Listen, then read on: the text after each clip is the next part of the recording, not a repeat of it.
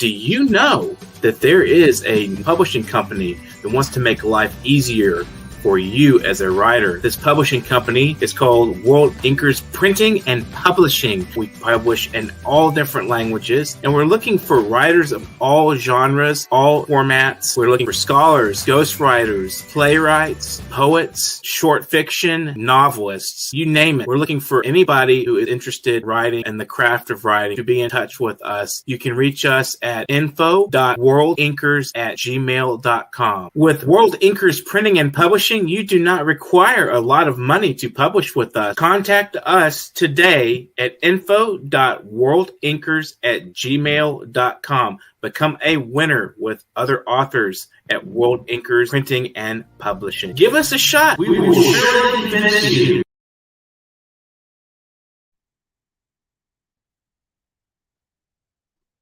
Good day. My name is Professor Anthony RIVIECCIO. I am the founder of a 25-year money management firm called the Financial Advisors Group and current CEO of a virtual financial family office called RIVIECCIO Financial Advisors. I'm also an adjunct professor at Herbert H. Lehman College and at Monroe College, a public and private university here in the wonderful borough of the Bronx. Welcome to Financial Focus University. I believe we have an exciting and an expanded show for you today. We'll be covering 3 areas in your financial life. The first one, as we traditionally do, will be Bidenomics. Ladies and gentlemen, get ready for a part 2 of that roller coaster that we were on last week. Our second segment will be an expanded segment, and it will be the first time we're going to be trying a new segment called Politics and Budget. You know, the most important thing as far as I'm concerned as a financial advisor is that any government official is responsible for our tax money, right? They tax money and they spend money. There's no criticism as to why, right? Because we live in a wonderful capitalistic democracy that our tax money is used to expand our goods and services. But I believe that we need to use this segment to ask both incumbents as well as candidates questions about your and my tax money. Our first guest will be Mr. Christian AMATO, and we will talk to him more about his candidacy and his thoughts about the New York State budget in the second segment. Our last segment is our traditional Ask the Question segment. This question comes from Dorothy in City Island in the Bronx, and she very simply asks, she believes she's in the highest tax bracket in all of the United States. What can she do? And we'll talk about the difference between tax planning and tax preparation. Ladies and gentlemen, again, welcome to Financial Focus University. Segment 1, Bidenomics. Ladies and gentlemen, if you remember last week, it was a crazy week, right? I was explaining to you about how the roller coaster was going up and down. So when I normally give the economic performance of the week, right? Well, we start with Monday through Friday. So let's go back to Monday for just a moment. Monday was week 2 of our sad war that's happening overseas. As that war went on, nothing really significant happened on both sides. No economic indicators really came out to say our economy was doing good or bad. So for that day, the U.S. stock market and our money was pretty much flat. But then on Tuesday, Mr. Putin decided to go harder in his campaign for war. And the stock market went down. It went down very dramatically. It went down 1.7%.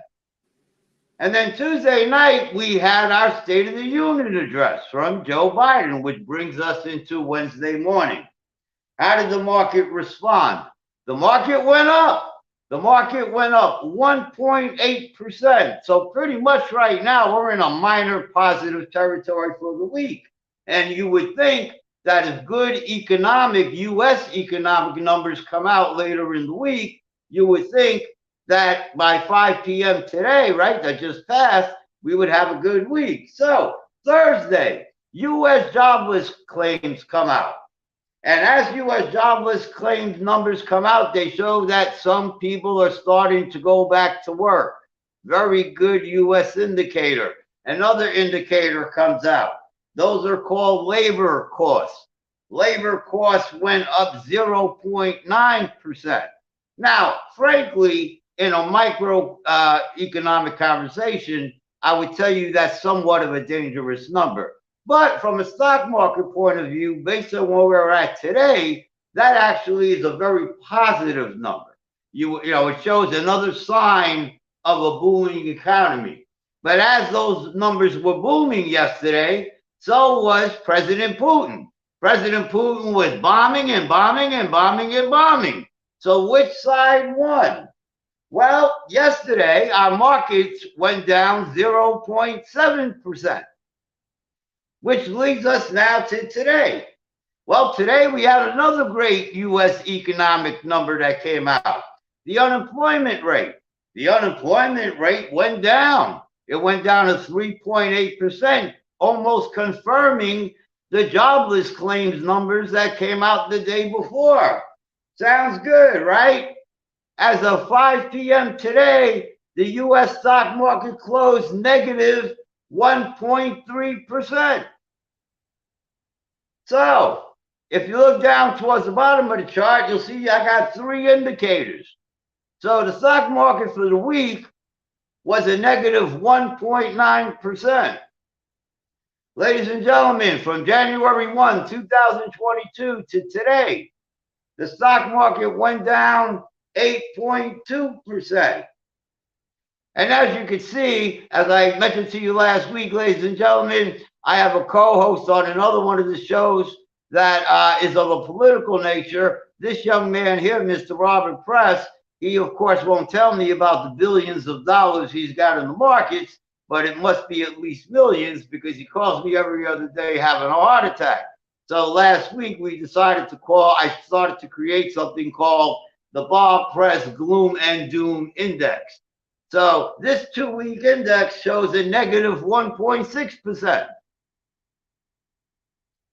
So ladies and gentlemen, Bidenomics in a nutshell had another roller coaster type of week.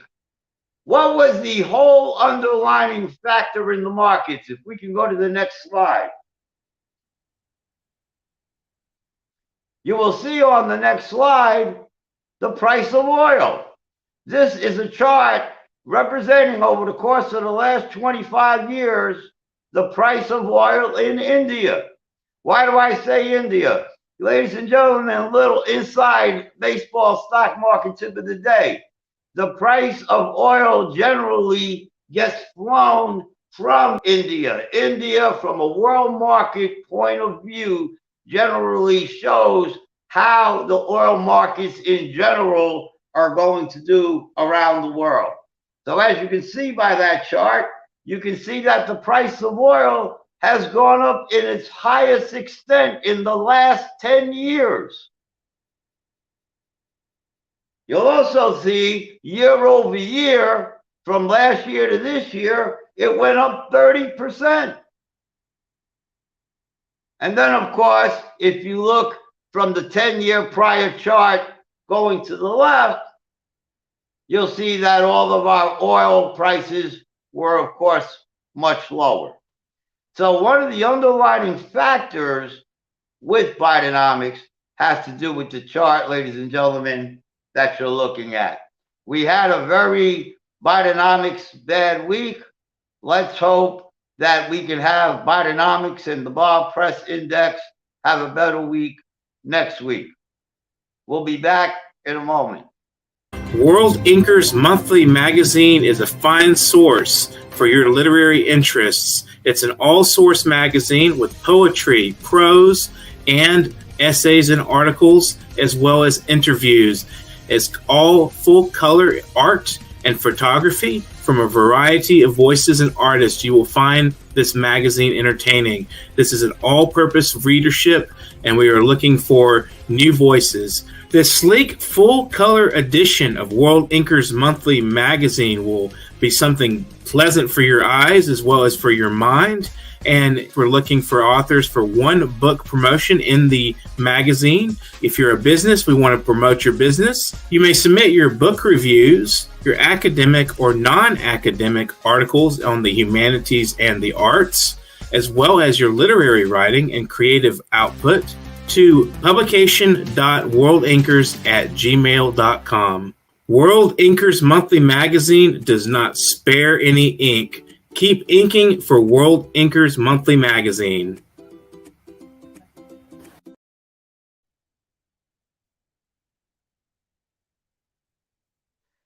Welcome back, everyone.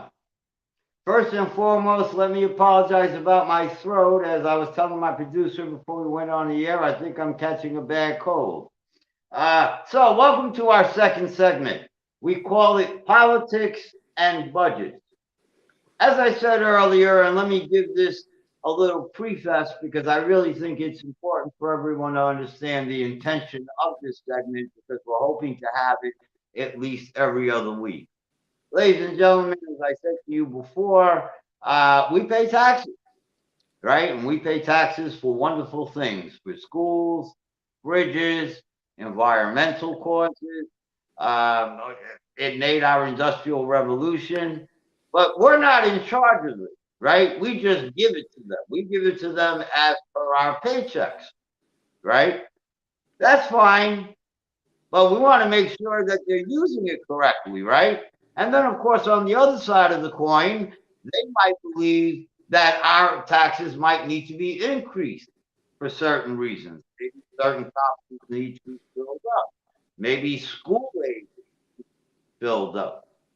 So I want to talk to the people that are either in charge or want to be in charge of our tax money. Welcome, Christian AMATO. Great to be here, Professor Anthony. Christian, it is nice to see you. Ladies and gentlemen, this is Mr. Christian AMATO, our first guest with our brand new segment.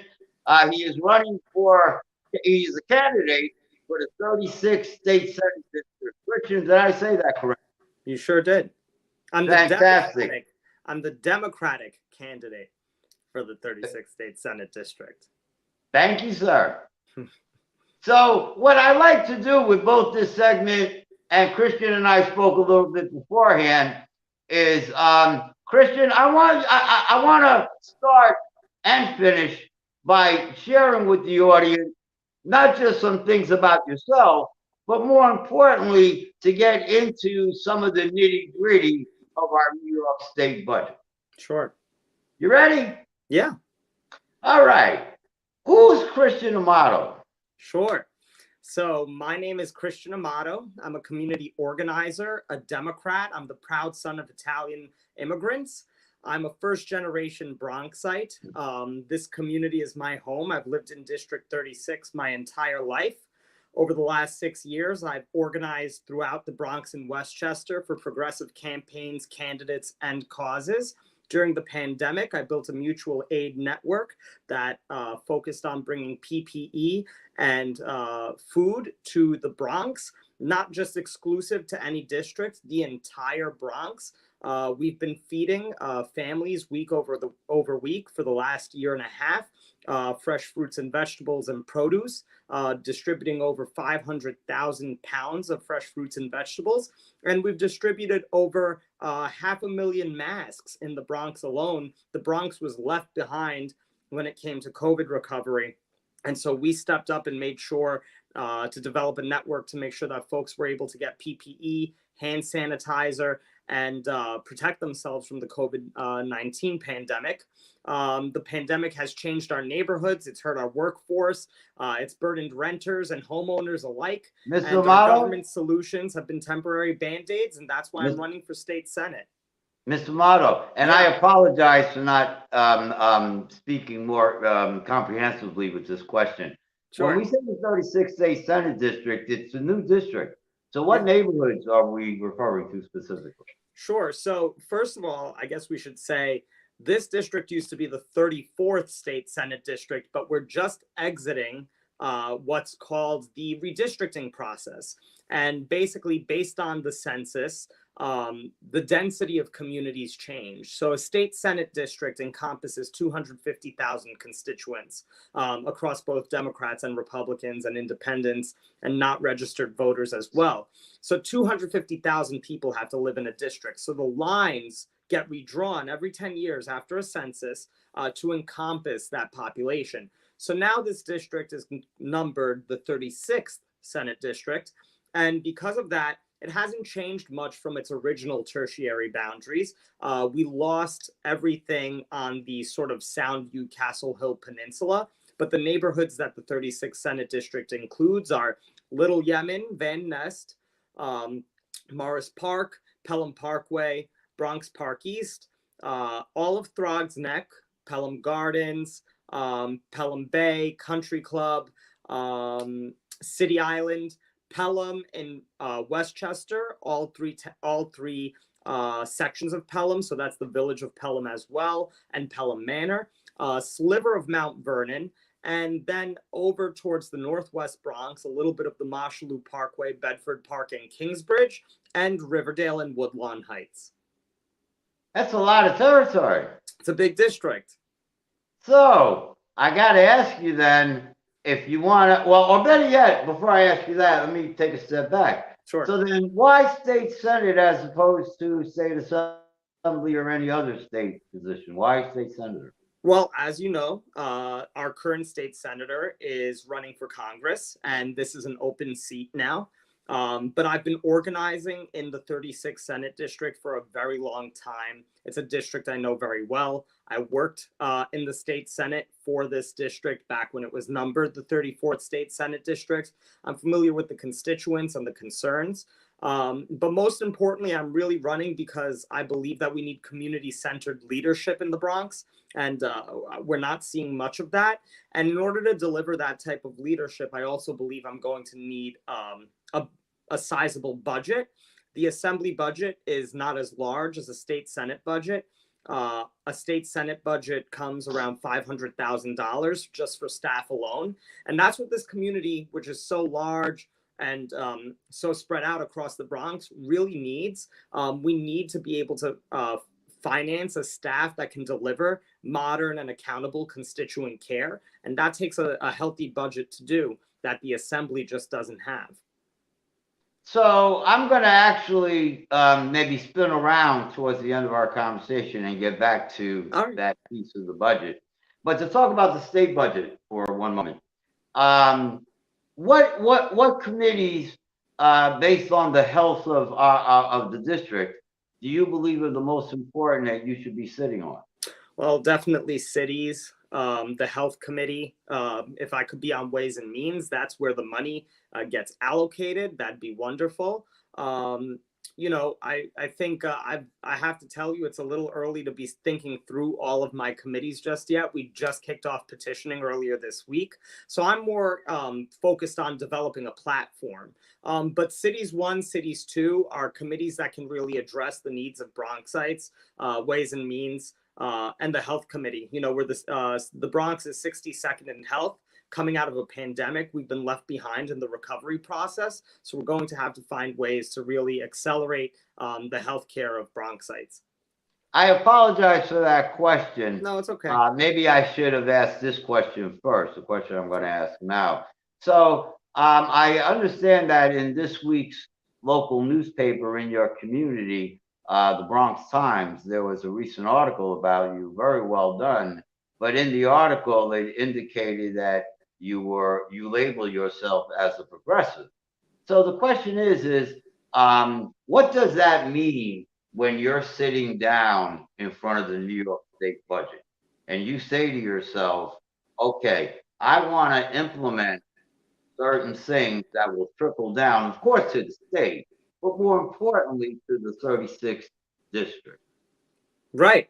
Well, you know, for starters, I think, you know, our current state budget that Governor Kathy Hochul put out earlier this month definitely doesn't prioritize the aging community in a way that it should be. One concern of mine, something that's core to my platform that I'm very focused on, is the aging population, anything to do to impact the quality of life of seniors. And that's primarily because over the next 5 years, 40,000 Bronxites are going to become senior citizens. And that's not counting the ones that already are senior citizens. These communities that are represented by the 36th district do represent a more stabilized population that has been living here for a longer time.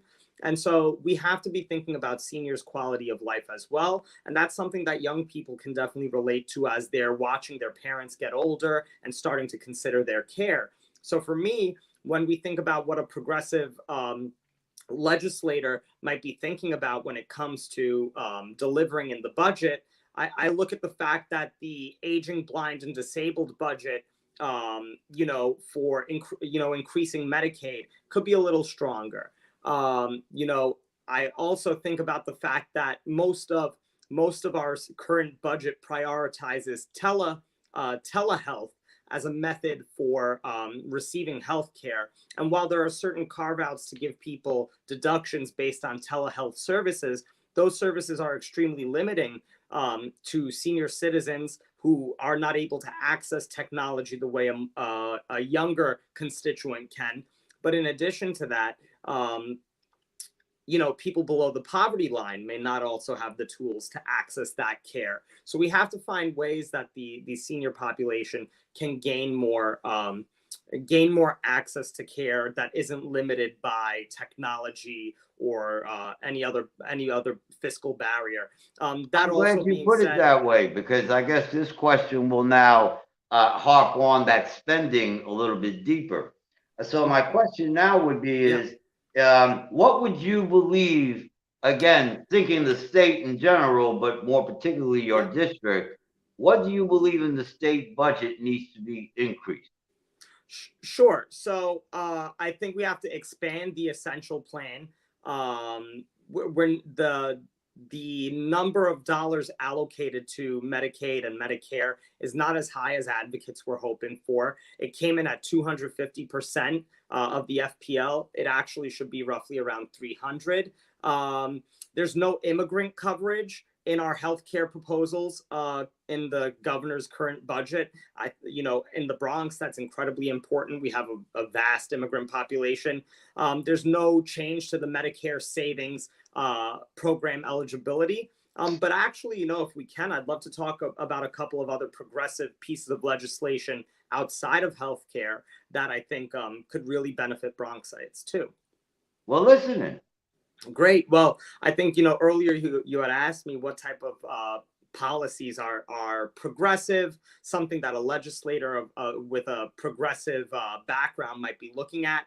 And obviously, you're very concerned with tax incentives. So I think that, things that you'd probably enjoy talking about, but also that our constituency could really benefit from are 6 progressive sort of revenue-based bills that would be about $50 billion annually, but taxing the wealthy through a progressive income tax, a capital gain tax, and a mark-to-market wealth tax are all 3 things that I think are incredibly important ways that we can bring revenue into the state, ways that we can ensure that the wealthy, those who are not in the 1%, but actually in a fraction of that, can be contributing more strongly to the economy. And I also think we need to be considering an inheritance tax and a corporate tax. And when it comes to Wall Street, we should probably incorporate some sort of Wall Street financial transactions tax, given the vast wealth that the Wall Street industry has been able to collect over the last couple of years. We've got to regulate some of that income. So Mr. Amato, it's very funny because I was saving what I call the spending/tax questions for last, and I was actually just going to go to the tax part of my conversation. So we're going to stay there for a moment, if that's okay with you. So when we talk about taxes, you're right. Your predecessor, Ms. Biaggi, was a very big advocate of the stock transfer tax. So it sounds like, correct me if I'm wrong, it sounds like you would be in favor of it currently and maybe even expanding it. Absolutely. I mean, I think we have to find creative ways to look at areas that we haven't been taxing high enough, or areas that are bringing in vast wealth but are going on, sneaking under regulation, and trying to find ways to pull more revenue in for the state so that we can allocate that for other initiatives. But I also think there's a lot of great things that we can be doing, very, minimal things that can create a real big impact for the middle class when it comes to taxation that just isn't happening at the state level right now. For example, if we could create a way for the state to allow us to itemize the same way that the federal government allows us to, and changing the state deductions to line up with the federal threshold so that more people get relief rather than taxed on their relief. And then, of course, industry-related tax incentives, especially for freelancers, people in the gig economy, small businesses, and in general for small businesses and sort of tourist-based industries, developing tax incentives that can, help them lead a course towards recovery. I'm thinking particularly for areas where there's big union investment, big revenue and opportunity. For example, Broadway's recovery can be a great economic engine for our state. So how do you feel, and I'm going to come back to something you said in a moment. So then how do you feel about the SALT tax? Now, I know that, of course, New York, well, you know what? I'm going to put it this way. Does New York State, is New York State in charge of the SALT tax? The answer is no. But New York State can find workarounds around it. So I'd like to know your feeling about the SALT tax, number one, and if you believe it needs to be adjusted or eliminated or expanded, please share your thoughts with me.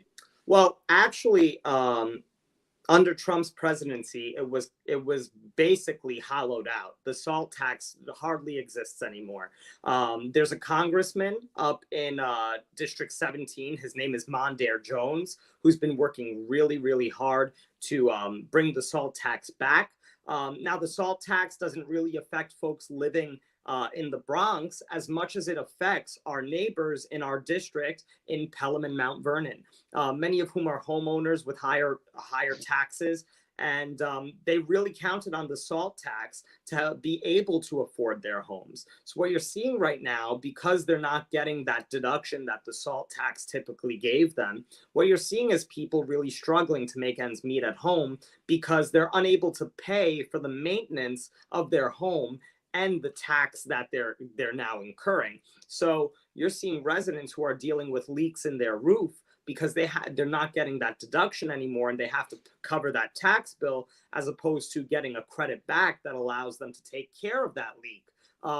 So for me, it's incredibly important for our neighbors in Pelham and Mount Vernon who are part of our district that we can advocate and lobby our members of Congress to get something done when it comes to the SALT tax. Now, similarly, we also have to lobby our members of Congress to do one very important thing that can transform our housing in the Bronx immensely. And that is the fact that the Affordable Mass Index, which dictates the cost of affordable housing in our state, for us, the Bronx and Westchester are linked together. And because of that, Westchester's weight is causing us in the Bronx to suffer from higher value. And because of that, we're unable to affordably price affordable housing.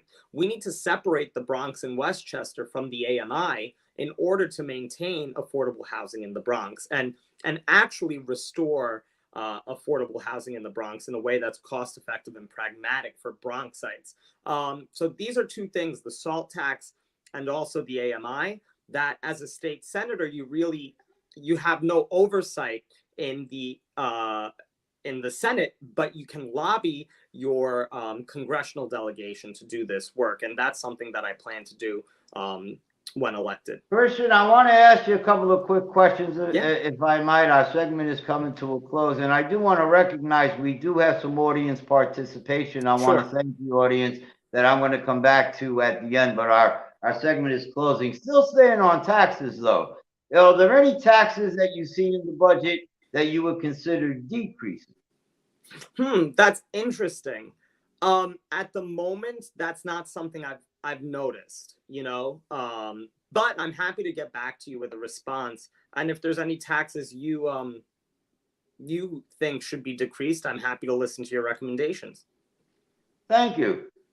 We had a question from an audience member by the name of Chris Alexander. Oh, okay. And I'm going to guess that Mr. Alexander must live on Pelham Parkway or the surrounding area, because his question was, and I'm paraphrasing, he wanted to know when the marijuana centers were going to be open and if they were going to generate revenue to the Pelham Parkway area. Well, so I actually think that medical marijuana is a really exciting prospect for New York and a way for us to bring a lot of revenue into the state, especially a lot of tax revenue. That being said, right now, the Office of Cannabis Management, which is the state's authority on this, is not even really operational just yet. They're still in process of getting set up, and I don't believe that licenses are going out till later this summer for any potential dispensaries. Now, we do have some dispensaries that are for medical marijuana users who have a card, but the opening that up to everybody won't happen till later this year. That being said, once those licenses start being distributed, I'm sure it can be an economic engine, not just for Pelham Parkway, but for the entire district. And I actually really am supportive of the social equity models that come with, medical marijuana and legalizing cannabis. And of course, we know that, there's so many studies that affirm that medical cannabis is transformative for people suffering from mental health, from seizures, from depression, from pain, issues with pain and anxiety. And in the pandemic, we learned that medical marijuana was able to stave off risk of infection of COVID-19. So there's obviously quite a lot of benefit, and it should be a really great economic generator for our state. Christian, you have to cover a lot of territory. Yeah. But I believe, and please correct me if I'm wrong, I believe you live in the Pelham Parkway section. Am I correct? Yeah. Okay. So, first 100 days. I know you're going to Pelham Parkway. What are you fixing first? Well, listen, I think we've got a lot of infrastructure needs in our communities, not just Pelham Parkway. I want to pay attention to the entire district. I'm very eager to listen to the constituency. I'm not intending to go to Albany solely focused on my agenda. I view this as our agenda. And for me, it's incredibly important that I'm listening to our neighbors and legislating on behalf of the constituency. But many of us have been on Pelham Parkway. We know the constant construction, the constant road work. I'm immediately going to get to work working with state DOT to get this project completed. I want it done. Number two, we've definitely got to figure out how we can address climate change in really logical ways.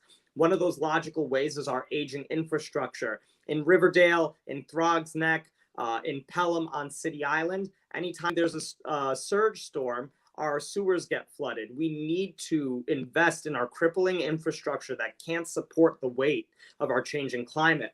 And finally, I'm eager to build a ton of affordable housing in the community. I'm not interested in just building affordable housing for the sake of building affordable housing. I think it's important that it restores neighborhood character. I think it's important that our affordable housing is available for seniors. And I also want to bring back single room occupancy units. I think society is really changing. People aren't getting married as early as they used to. Seniors want to age in their community, but are looking for potential ways to downsize. And we need to find solutions to combat the growing homelessness. And so with all that to say, affordable housing is a really important part of my 100-day plan. And I will immediately get to work working with the governor to make sure that the Bronx is included in the Tri-Borough line, because 50 years ago, despite it not being in my district, Co-op City was promised a train that never came. And Kathy Hochul's current plans for the Tri-Borough line exclude the Bronx. And the Bronx is the most in need for transportation. We are a transportation desert, and that will be one of my top priorities in my first 100 days.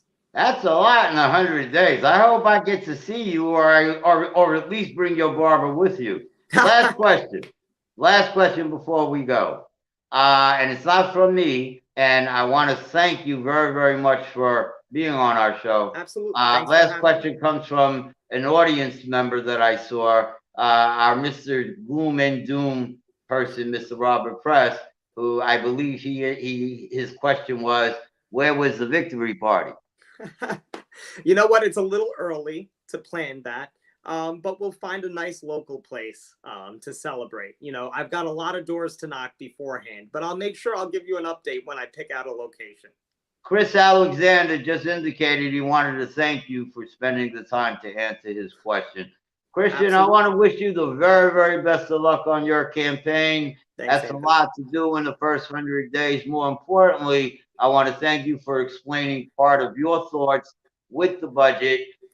We went a little over our segment time and we could have gone a lot more. But I want to thank you for your time because you're right. Now is what we would call phase one of the campaign process. So I want to thank you for spending some quality time with us today. Absolutely, Anthony. Thank you for having me. I look forward to coming back. Ladies and gentlemen, we'll be back in a moment. Are you curious about financial literacy? Then take a look at Professor Anthony RIVIECCIO's new program on Parrot TV. It's called Financial Focus University. This is an excellent program to learn about questions related to your own finances post-COVID, and how you can manage your money, how you can work with your tax situation. And this is an excellent and informative discussion of financial literacy. With Professor Anthony RIVIECCIO, your financial problems will be solved at Parrot TV with Financial Focus University. Welcome back, ladies and gentlemen. I hope you enjoyed that segment. And of course, that segment has to be tightened up. Even I recognize that. And as the weeks go by, what is the most important thing is to be sure we get your New York representatives. I emphasize New York because we're going to go to Manhattan, we're going to go to Brooklyn, we're going to go to Queens, we're going to go all over the place to be sure the correct people spend and tax your tax dollars appropriately. So, Christian, thank you for attending our first segment. Now we're going to get to Ask a Question. I hope Christian is still on, actually, because this question comes from Dorothy, who lives in City Island here in the Bronx. And her question was actually a very, very general-based question. It had to do with income taxes. Her question was, she claims she is taxed the highest amount in all of the nation. And because of that belief, she wants to know how she can lower her taxes. Right? Sounds like a real simple answer. Ladies and gentlemen, the segment is only 5 minutes, not 5 hours. But let me try to give you a very simple but important explanation between the difference of tax planning, which is really her question, versus tax preparation, which is what happened to her when she sat down and all of a sudden she wanted her taxes done and she says, oh, I want some ideas. She doesn't want ideas for the future. She wants ideas for the tax year that just passed, right? That's not tax planning. That sounds like tax fraud or the potential of tax fraud. So there's a very subtle but important difference between tax preparation and her legitimate question, which is income tax planning. How does one get a bigger refund by lowering their tax liability? Well, again, ladies and gentlemen, that's a 2-hour conversation. But what you need to understand is this: the IRS code has over 300 to 400 areas of income tax deductibilities and income tax credits. Some of these are universal. A lot of them are specific based. What do I mean by specific based? Because they relate to your lifestyle. Some simple examples. Well, 10 to 20% of Americans are small business or sole proprietors. Well, if a sole proprietor is doing their taxes, they have over 25 areas of deductibility that Joe Blow Harry does not. If you are a renter, you have a home and you're renting the downstairs basement, you're receiving rental income. Well, that person is what we call in IRS land an ad hoc landlord. I don't have to explain that to the person because the person knows that getting the money. But now their home is eligible for 25 areas of tax credits and deductibilities that, again, lower your tax liability, right? My simple saying, the lower you get it, the higher your tax refund. When should we learn these things? We should learn these things January 1, or as quick as we can in the early part of the year. Why? Because we're in 2022 right now. When do you do your 2022 taxes? You do them in April. So you want to learn and apply those things right now. 2 quick tips, ladies and gentlemen. Number 1, you know what? When you go to your tax preparer, right? Remember, there's no 2021 tax tips. 2021 is gone. It's over as of December 31st. So when you get your taxes done, you ask that tax preparer, can I buy 1 hour of your time? Can I buy 2 hours of your time? I want you to look at my file. I want you to ask me tax questions. And what I want from you are a slate of income tax deductibility areas that I need to start tracking. That is, ladies and gentlemen, that is worth more than $100 an hour that you might be paying a tax person. If you spend 2 hours with them and spend $200, that's $200 well spent. Give you a simple example of what I'm talking about. Everybody in working America, right? They get their paycheck and they get their taxes taken out through their W-4, right? Now, everyone's W-4 is different. I don't know if it's what we call mechanically correct or not. But did you know, ladies and gentlemen, that if you tweaked it and had $20 more per week come out of your check into the IRS kitty, and that's all that happened, nothing else? Do you realize that that is a total additional refund the following year of $1,500? Because don't forget the city and state. Right? So that's just one of 100 ideas that I'm sure any tax advisor can assist you with. So to answer Dorothy's question, I would say to Dorothy, go get a tax person right now. Go to your tax preparer and buy 2 hours of their time. It will be well spent to get your hundreds and thousands of taxable dollars back to you. Moral of the story, ladies and gentlemen, learn your tax deductibilities as soon as you can. I want to thank everyone for joining us today. I hope, as we always try to do, ladies and gentlemen, is to teach you fundamental concepts. I hope you join us next Friday at 5 o'clock. If anyone needs any specific help or assistance, feel free to give me a call, 347-575-5045. Have a great and safe weekend. As I always say, financially focused. Have a good night.